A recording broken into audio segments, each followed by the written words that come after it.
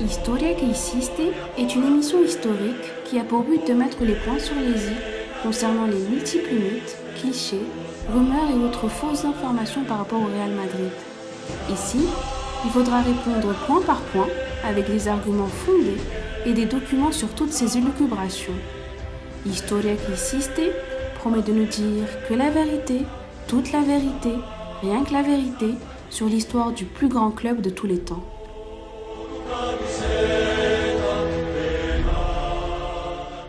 Bonsoir à toutes et à tous. Historia qui Hiciste est l'émission qui fait des mises au point sur l'histoire du Real Madrid. Aujourd'hui, nous allons aborder la grande polémique du Real Madrid avec le régime de Franco. Et pour ça, je reçois un jeune de la nouvelle génération madridista. Saad Eitroya, bonsoir. Bonsoir Taïb. Alors, la dernière fois qu'on s'était vu, tu m'avais posé des questions sur l'histoire du Real Madrid. Oui, en effet. Alors, comme tu connais, la nouvelle génération, avec le rival, on se chambre un peu. Et leur argument principal s'axe sur la première partie de l'histoire du Real Madrid. Alors, comme on sait, c'est une partie où un certain Franco gouvernait l'Espagne. Et les rivaux nous accusent d'avoir été soutenus par le gouvernement espagnol. Alors, je vais commencer à répondre par une question. Quelles sont les conséquences visibles d'un club qui est aidé par le pouvoir en place? Principalement des titres, ça doit être le club le plus titré au moins, une certaine stabilité économique, une infrastructure assez développée par rapport aux autres clubs. Alors, on va commencer par le plus simple, on va commencer par les titres. Alors, un petit rappel historique, le premier franquisme s'étale entre 1939 et 1953. C'est une période où Franco exerçait une grosse pression et l'Espagne n'était pas dans une bonne passe. L'Espagne vivait en autarcie. L'Espagne était bannie par l'ONU, les chancelleries étaient vides de leurs ambassadeurs et il y avait un embargo économique sur l'Espagne. Du coup, ça a dû affecter le foot. Alors, évidemment que ça affecte le foot, donc on va voir les résultats. À ton avis, pendant cette période-là, quel était le premier club au niveau des titres? Si le Real était soutenu par le gouvernement, logiquement, il doit être le premier. Alors, il n'est pas le premier, parce que c'est le Barça qui est premier, avec 9 titres en tout, 5 Ligas, 4 Copas. Deuxième. Ce n'est toujours pas le Real Madrid, c'est Bilbao avec une Liga et 4 Copas. Troisième au moins. Même pas. Troisième, c'est Valence, avec 5 titres, 3 Ligas et 2 Copas. Du coup, le Real Madrid... Alors, ensuite, il y a l'Atlético, avec 4 Ligas et 0 Copas, donc 4 titres. Séville, une Liga et une Copa. Et on retrouve en 6e position le Real Madrid avec 2 petites Copas. Donc, durant la première partie du franquisme, avec 2 petites Copas, il se situe où ce soutien? Alors, il n'y a pas de soutien. Parce qu'on voit bien, ça ce sont des chiffres. Ce n'est pas des choses inventées. Il suffit d'aller sur Internet et d'aller sur les archives de la Copa del Rey et de la Liga. Et vous allez voir que c'est les chiffres que j'ai donnés parce que je les ai puisés sur Internet. Alors, lors de cette première partie, on a explicité, chiffres à l'appui, les titres gagnés par l'ensemble des clubs majeurs espagnols. On voit clairement que le Real Madrid, il était le dernier des grands clubs, si on peut dire ça comme ça, entre guillemets. Donc, on doit s'attaquer au deuxième volet. Si le Real Madrid n'a pas gagné de titre grâce à l'aide gouvernementale espagnole, est-ce que financièrement, le club était riche ou au moins était stable? Alors, au sortir de la guerre civile en 1939, le Real Madrid était pratiquement en faillite.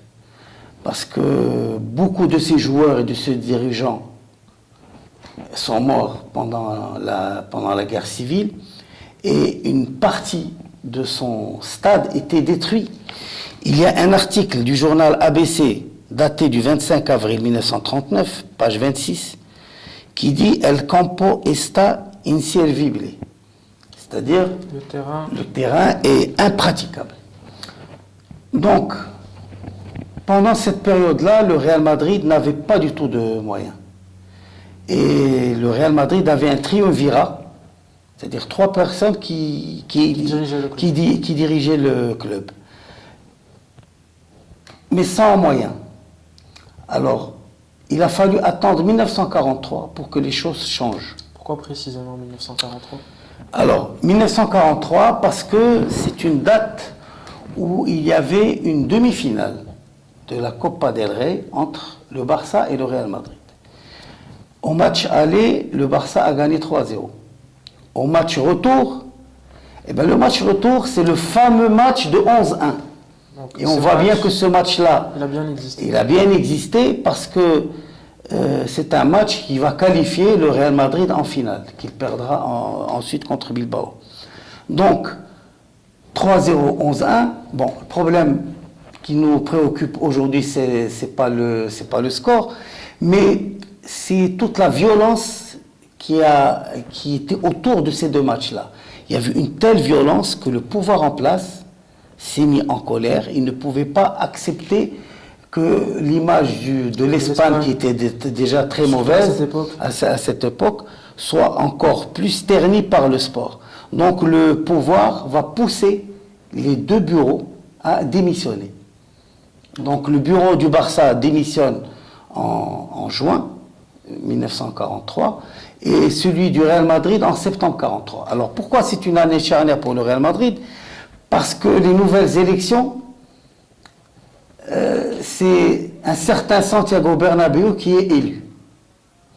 Alors, une fois qu'il est élu, il veut absolument remettre le Real Madrid dans le Gotha du football espagnol. Alors, pour cela, son calcul est simple. Il faut avoir des moyens. Pour avoir des moyens, à ce moment-là, il n'y a que la billetterie. Et pour avoir de la billetterie, il faut un grand stade. Il n'y avait pas de sponsor sur les maillots, il y avait pas Non, à ce moment-là, il n'y avait ni sponsor, ni publicité, ni rien. L'unique revenu provenait du terrain. Alors, l'unique revenu provenait de la billetterie et d'éventuelles subventions que le Real n'a jamais eues. Donc, que fait Santiago Bernabéu pour pouvoir construire son stade? Il va contacter d'abord la DND. La DND est l'organisme espagnol qui finance le sport en Espagne à ce moment-là. Donc il envoie une lettre, pas de réponse. Donc la DND en quelque sorte, elle pouvait soutenir le Real Madrid, mais elle ne l'a pas fait. Évidemment, puisque la DND, son rôle est justement de financer le sport. Donc pas de réponse. On voit clairement que le gouvernement ne soutient pas le Real Madrid. Pour l'instant, rien du tout. Ensuite, il envoie une lettre à la fédération de foot. Pas de réponse. Il envoie ensuite une lettre au ministère de l'Intérieur. Pas de réponse. Pas de réponse. Il envoie, en dernier ressort, une lettre au ministère de la Jeunesse et des Sports. Et là aussi, pas de réponse. Pas de réponse. Du coup, en tant que jeune, je ne vois pas où se situe l'aide qu'a pu... Donc jusque-là, il n'y a aucune aide gouvernementale au niveau du stade et au niveau de l'infrastructure. Alors, Santiago Bernabéu se tourne vers le secteur public, il se tourne vers les banques. Et là aussi, c'est une galère pour lui, parce que la première, la deuxième, la troisième banque refusent. Parce que le Real Madrid n'a pas de garantie à donner. Le stade, il est détruit. Le stade, il est détruit, les résultats ne sont pas là, ils n'ont pas un bon effectif. Il y a même une lettre que Santiago Bernabéu a envoyée au président de Séville, qui voulait lui vendre un gardien, parce qu'à ce moment-là, les gardiens n'avaient pas de valeur. Il lui dit, nous n'avons même pas les moyens pour acheter un gardien.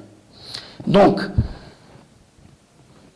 finalement, il va tomber sur une banque dont le président est madridista. C'est la Banco Mercantile et Industrielle qui accepte le projet. Parce que son président a donné comme instruction au comité qui vérifie le dossier du Real Madrid de ne pas prendre en ligne de compte les résultats du Real Madrid. Donc ABC dans son article du 24 juin 1944, annonce un prêt de 3 millions de pesetas pour l'achat des terrains. Donc là, on voit bien que le Real Madrid a pu acquérir un terrain et non pas le bâtir. Alors, juste le terrain. Justement. Grâce à un prêt. Ce n'est pas une aide. Ce n'est pas une aide, c'est une aide d'une banque privée. Voilà. Alors, pour construire le terrain, c'est là où ça bloque. Mais c'est là aussi où Santiago Bernabéu va montrer son génie. En fait, ça va être l'inventeur du système Socios. Alors, qu'est-ce qu'il fait?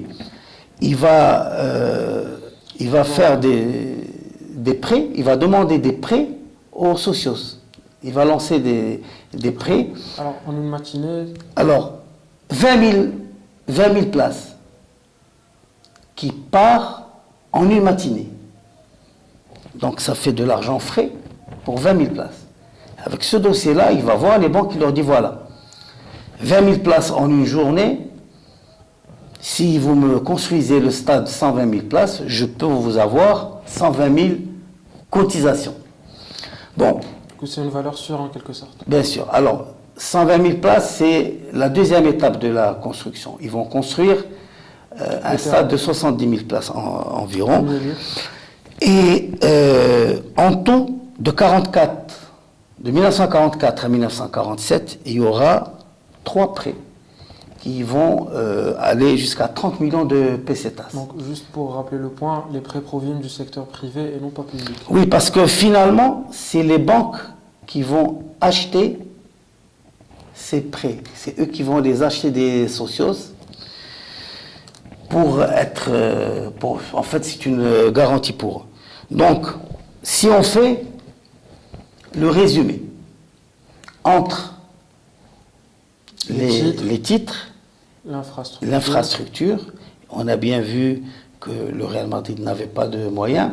Alors, en quoi il y a eu une aide? Il n'y a pas d'aide. Alors, on n'a pas parlé de l'arbitrage, parce que tout le monde parle de l'arbitrage. Ouais, justement, tout le monde dit oui, l'arbitrage. Alors, c'est tout simple.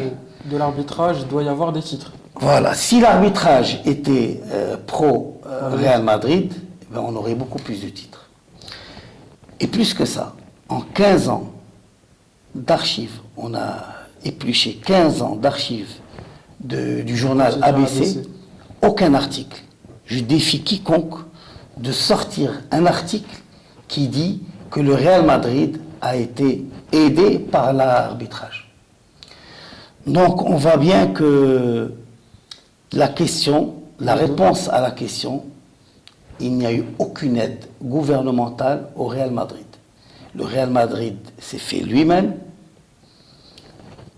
par le génie de Santiago Bernabéu. On a bien vu, on a démontré par A plus B tout ça.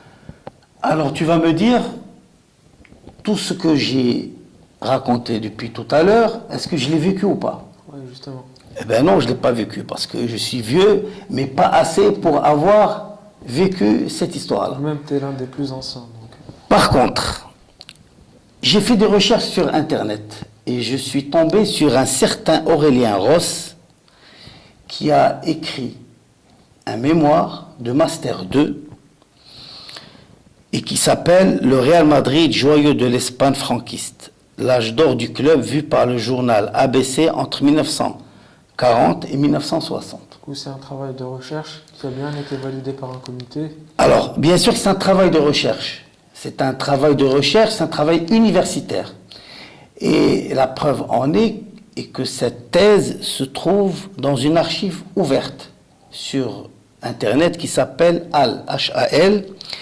Alors c'est l'archive ouverte pluridisciplinaire HAL qui est destinée au dépôt et à la diffusion de documents scientifiques de niveau recherche émanant des établissements d'enseignement et de recherche français ou étrangers, des laboratoires publics ou privés. Donc on voit bien que tout est vérifiable. Tout est vérifié, et de toute façon, si ça a été archivé, c'est qu'un jury a vérifié la véracité dans ce mémoire. Alors, juste pour information, Aurélien Ross, pendant 2 ans, a lu le journal ABC. il a eu accès aux archives du journal ABC et tout ce qu'il écrit, et j'ai bien fait des références à des articles, tout ce qui est écrit est étayé par des articles. À côté de ça, il a eu recours à 39 ouvrages écrits sur le sujet. Donc, je vous invite, vous, les jeunes, à aller sur Internet et à faire des recherches pour vérifier ce que j'ai dit est vrai ou pas. Notre émission est maintenant terminée. La prochaine fois, on parlera du grand Di Stefano. Bonsoir à toutes et à tous et à la Madrid. À la Madrid.